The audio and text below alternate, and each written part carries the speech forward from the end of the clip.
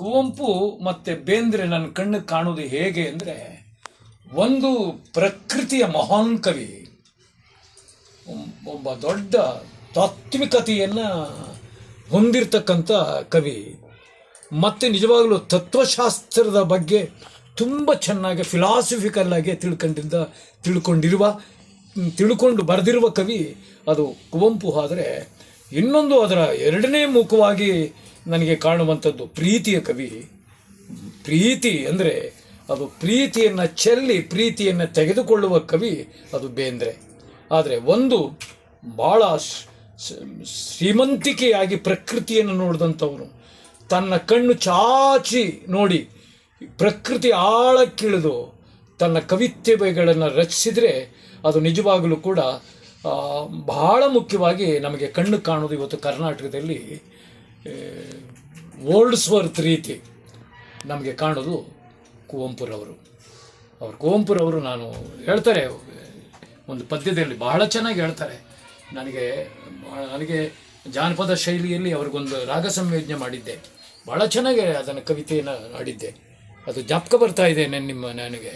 ಇಡೀ ಕುವೆಂಪುರವರ ಅಭಿಮಾನಿಗಳಿಗೆ ನಾನು ಈ ಗೀತೆಯನ್ನು ಒಂದು ತುಣುಕು ಆಡ್ತಾ ಇದ್ದೀನಿ. ಎಲ್ಲಿರುವುದು ನಾವು ಸೇರುವ ಊರು,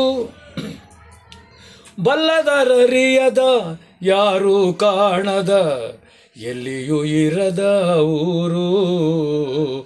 ಎಲ್ಲಿರುವುದು ನಾವು ಸೇರುವ ಊರು, ಎಲ್ಲಿರುವುದು ನಾ ಸೇರುವ ಊರು, ಬಲ್ಲದರರಿಯದ ಯಾರೂ ಕಾಣದ ಎಲ್ಲಿಯೂ ಇರದ ಊರು.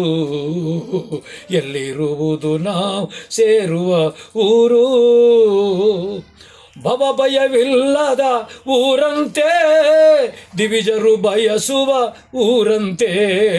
ಭವಭಯವಿಲ್ಲದ ಊರಂತೆ ದಿವಿಜರು ಬಯಸುವ ಊರಂತೆ. ತವರೂರಂತೆ ಬಹುದೂರಂತೆ, ತವರೂರಂತೆ ಬಹುದೂರಂತೆ. ಸಿದ್ಧರು ಅರಿಸಿದ ನಾಡಂತೆ, ಸಿದ್ಧರು ಅರಿಸಿದ ನಾಡಂತೆ.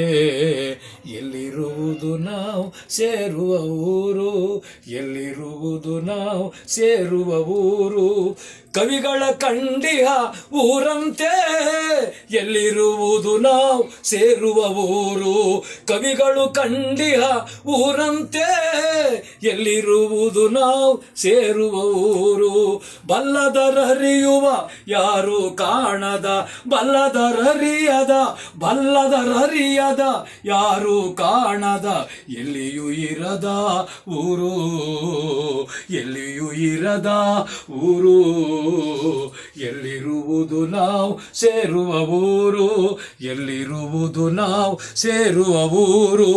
ಬಲ್ಲದರರಿಯದ ಯಾರು ಕಾಣದ, ಬಲ್ಲದರರಿಯದ ಯಾರು ಕಾಣದ ಎಲ್ಲಿರುವುದು ನಾವು ಸೇರುವ ಊರು. ಅಲ್ಲಿರುವುದು ನಾ ಸೇರುವ ಊರು. ಏನು ಹೇಳ್ತಾರೆ ನೋಡ್ರಿ, ಅಲ್ಲಿರುವುದು ನಾ ಸೇರುವ ಊರು. ಬಲ್ಲಿದರರಿತ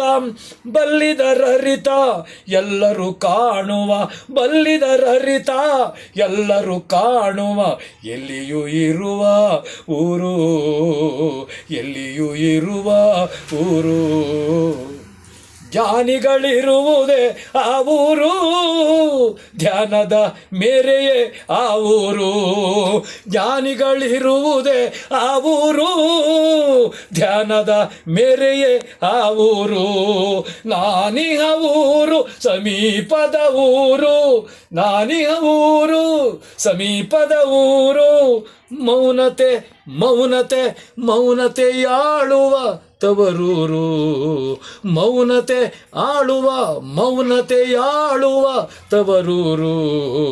ಎಲ್ಲಿರುವುದು ನಾವು ಸೇರುವ ಊರು, ಎಲ್ಲಿರುವುದು ನಾವು ಸೇರುವ ಊರು, ಎಲ್ಲಿರುವುದು ನಾವು ಸೇರುವ ಊರು.